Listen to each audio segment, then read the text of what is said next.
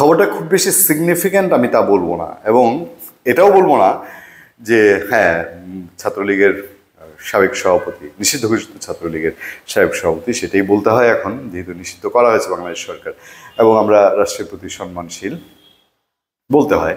ছাত্রলীগের সভাপতি সাদ্দাম কোথায় আছেন? তাকে টকশোতে প্রচুর দেখা যায়। বলা হচ্ছে যে তিনি যে পালিয়ে গেছেন এর একটা ভিডিও ভাইরাল হয়েছিল।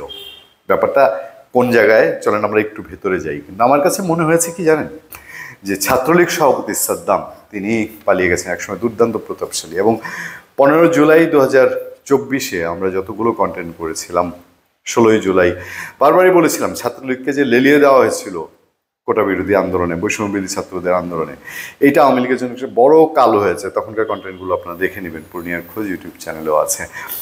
এবং এই যে একটা ওবায়দুল কাদেরের মনে হয়েছিল এই ছাত্রলীগে একা 100, এবং সেই সময়ে সাদ্দামরা তারা একেবারে মারমুখী বিধ্বংসী, যে আওয়ামী লীগ গভর্নমেন্ট করতে বিদায় হবো, কোনো জায়গা থেকে বিদায় হবে না।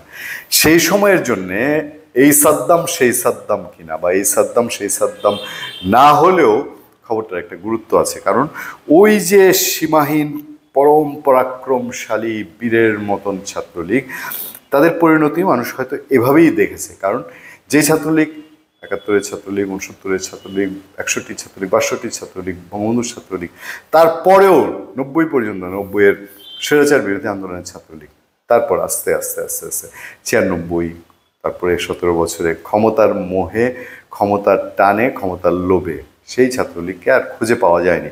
তারা নিজেদের পায়ে বহু প্যারাগ মেরেছিল।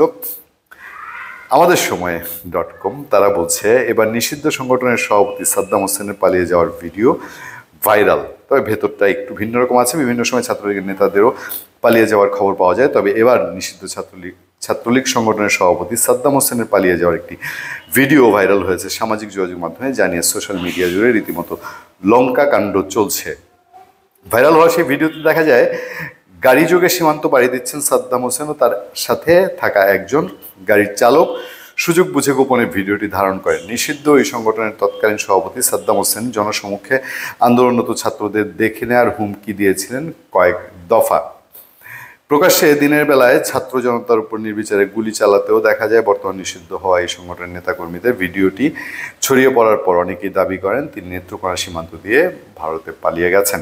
নেত্রকোনার সীমান্ত দিয়ে মূলত দুর্গাপুর এবং সুনামগঞ্জের কিছু অংশ, কলমাকান্দা, এই এলাকা দিয়ে প্রচুর মানুষের পালিয়ে যাওয়ার, আওয়ামী লীগ করা মানুষের পালিয়ে যাওয়ার খবর শোনা যায়। ভিডিওটি ছড়িয়ে পড়ার পর বলা হচ্ছে, তবে এই ভাইরাল হওয়া ভিডিওটি যে সাদ্দাম হোসেনের নয় তা নিশ্চিত করেছেন ভিডিও ধারণকারী সেই গাড়ি চালকই। মোহাম্মদ মাইনুদ্দিন নামের সেই গাড়ি চালক বলেন, আমি সাদ্দাম হোসেনের ভেবে সন্দেহ থেকেই গোপনে ভিডিওটি ধারণ করি, শিওর হবার জন্য কয়েকজনকে দেখাই। অনেকেই বলে এটি সাদ্দাম হোসেন, আবার কেউ কেউ বলেন যে সাদ্দাম নন। এদের মধ্যেই একজন ভিডিওটি সোশ্যাল মিডিয়ায় ছড়িয়ে দাবি করে যে তিনি সাদ্দাম হোসেন। তবে ওই গাড়ির চালক জোর গলায় নিশ্চিত করেছেন ভিডিওটিতে থাকা ব্যক্তিটি সাদ্দাম হোসেন নন। হাসিনা গত বছর 5 আগস্ট ভারতে পালিয়ে যাওয়ার পরেই জানা যায় সাদ্দাম পালিয়েছেন, তবে তিনি কোথায় আছেন তা এখনও জানা সম্ভব হয়নি। মাঝে মধ্যেই তাকে দেখা যায় বিভিন্ন টক শোতে কথা বলতে। যাই হোক, এই পর্যায়ে এসে আমরা কেন এই বিষয়টিকে, না সাদ্দাম হোসেন না, কিন্তু একটা অংশ মনে হয় সোশ্যাল মিডিয়ায় যে সাদ্দাম হোসেন এভাবে পালিয়ে যাচ্ছেন, ওই যে তার প্রভাব প্রতিপত্তি, এবং এখনও যেসব টকশোতে তাকে দেখা যায় যে তিনি বোল্ডলি এবং বিভিন্ন সময় তার দলের উপর যে ধরনের বিষয়টি সে ঘটছে ছাত্র সংগঠনের উপরে, এগুলো নিয়ে তিনি সোচ্চার হয়ে কথা বলছেন। অনেক সাংবাদিক তাকে নক করেন, জানার চেষ্টা করেন।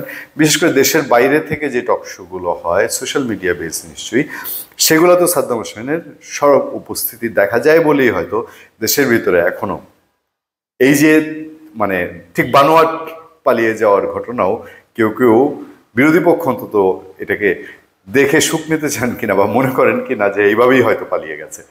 ধন্যবাদ সবাইকে, ভালো থাকবেন, সুস্থ থাকবেন। আপনাদের সাথে আমি আতিক রহমান, পূর্ণিয়া।